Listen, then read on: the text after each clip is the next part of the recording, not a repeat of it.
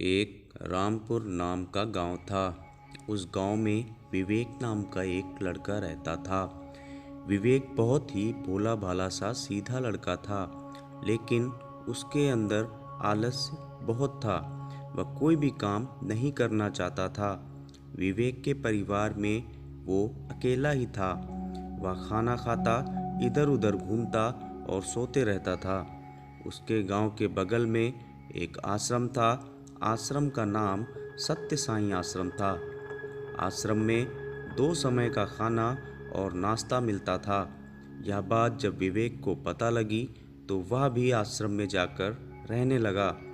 आश्रम में एक रामानंद नामक गुरुजी रहते थे। वो कुछ समय सबको सत्संग और ज्ञान की बातें सुनाते थे। विवेक भी गुरुजी का सत्संग सुनता था और खाना खाकर सो जाता था। उसका समय ऐसे ही गुजरता गया।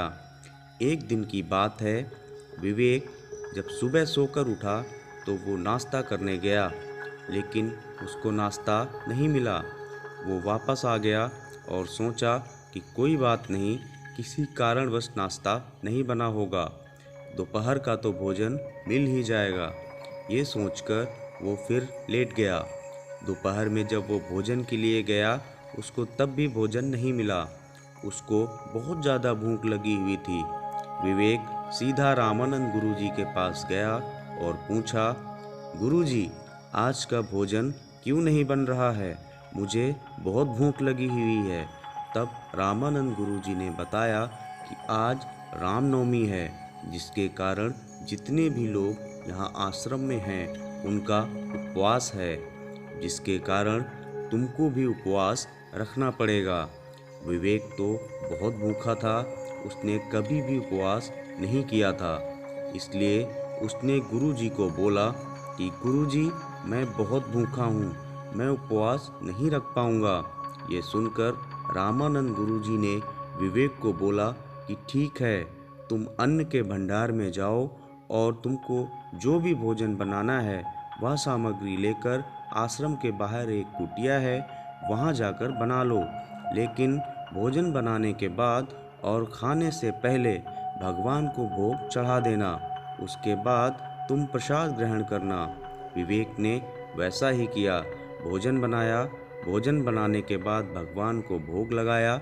विवेक काफ़ी समय तक भगवान का इंतज़ार करता रहा। फिर उसने बोला कि हे प्रभु, मैंने इतने प्रेम से भोजन बनाया, आपको भोग लगाया, लेकिन आप नहीं आए। मुझे यह भी पता था कि आप नहीं आओगे। विवेक की ऐसी सरल भाषा सुनकर भगवान प्रसन्न हुए और उसके सामने प्रकट हुए। लेकिन साथ में पार्वती माता भी थी। भगवान ने पार्वती माता के साथ भोजन ग्रहण किया और जैसे ही जाने लगे तो विवेक ने भगवान से कहा कि हे प्रभु, मैंने तो केवल 2 लोगों के लिए ही भोजन बनाया था, अपने लिए और आपके लिए, लेकिन आप तो माता के साथ आए, मेरे लिए तो भोजन बचा ही नहीं। अगली बार जब आप आना तो मुझे पहले बता देना कि आप कितने लोगों के साथ आओगे, मैं उतने ही लोगों के लिए भोजन तैयार कर लूँगा। यह सुनकर भगवान मुस्कुराए और अंतर्ध्यान हो गए। विवेक भूखा ही आश्रम वापस आ गया और अगले साल का इंतजार करने लगा। अगले साल रामनवमी फिर आई। विवेक ने कुटिया में 3 लोगों के लिए भोजन बनाया, फिर भगवान और माता जी के नाम का भोग लगाया और भगवान का स्मरण किया। भगवान प्रकट हुए। इस बार भगवान के साथ पार्वती माता, गणेश भगवान, कार्तिकेय भगवान और नंदी भी थे। सबने भोग खाया। विवेक के लिए फिर से कुछ भोजन नहीं बचा। वह बेचारा फिर भूखा आश्रम वापस लौट आया। अगले साल फिर रामनवमी आई। विवेक सीधा रामानंद गुरुजी के पास गया।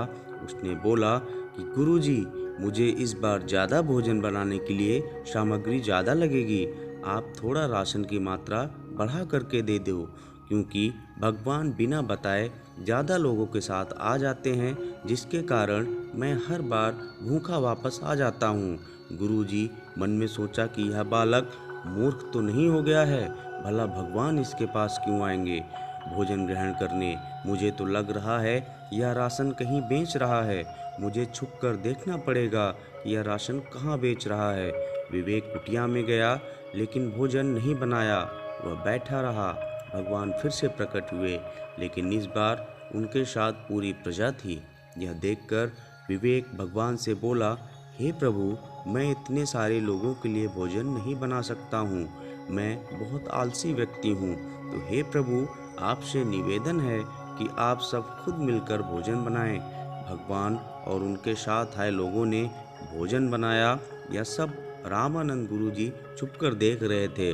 अचानक से वो विवेक के सामने आए और बोला, मूर्ख, तुम किससे बातें कर रहे हो? विवेक ने बोला, गुरुजी, आपको भगवान नहीं दिख रहे हैं क्या? गुरुजी ने बोला, नहीं, मुझे तो यहाँ पर कोई नहीं दिख रहा है। विवेक बोला, ये देखो, भगवान शंकर और उनके बगल में माता पार्वती खड़ी हुई हैं। गुरुजी ने बोला, तुम पागल हो गए हो, मुझे कोई भी नहीं दिख रहा है। विवेक ने भगवान से बोला कि हे प्रभु, आप मुझ जैसे अज्ञानी, अवगुणी और आलसी व्यक्ति को दर्शन दे रहे हो, लेकिन मेरे गुरुजी जो कि इतने ज्ञानी बुद्धिमान हैं, आप उनको क्यों नहीं दिख रहे हो?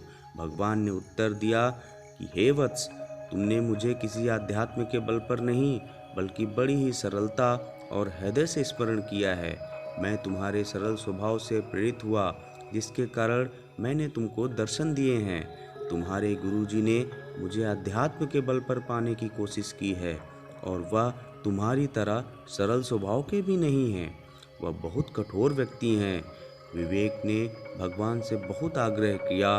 उसके बाद भगवान ने गुरुजी को भी दर्शन दिया और अंतर्ध्यान हो गए। इसलिए मनुष्य को हमेशा सरल बनकर रहना चाहिए, परिस्थितियाँ चाहे कितनी भी मुश्किल हों।